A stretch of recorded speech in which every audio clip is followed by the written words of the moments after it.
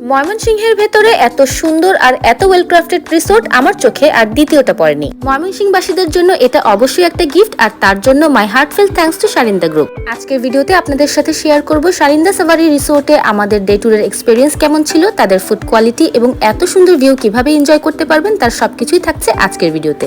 শুরুতে এই রিসোর্টে যাওয়ার ব্যাকগ্রাউন্ডটা একটু বলে নেই। যেহেতু ময়মনসিংহে আমার শ্বশুর বাড়ি, তাই প্রায় ময়মনসিংহে আমার যাওয়া হয়। প্রতিবার গেলেই একটা ভালো রিসোর্ট বা রেস্টুরেন্টের অভাবটা ফিল করেছি।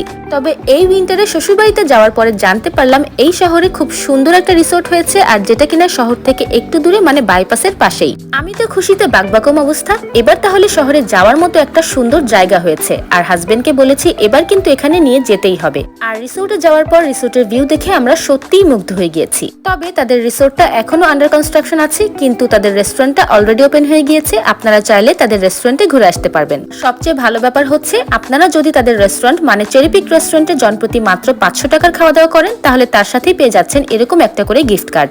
আর এই গিফট কার্ড গুলো শো করেই তাদের সুন্দর এই ব্যাকইয়ার্ডটা ঘুরে আসতে পারবেন। আমরা মূলত এই রেস্টুরেন্টে গিয়েছিলাম লাঞ্চ টাইমে, তাই তাদের মেনু থেকে আমরা সিগনেচার কিছু লাঞ্চ আইটেম অর্ডার করে নিয়েছি। আমরা নিয়েছিলাম তাদের স্পেশাল কাচ্চি, মিক্স চাউমিন, আর সেট মেনু থেকে নিয়েছিলাম মাসালা টাইম।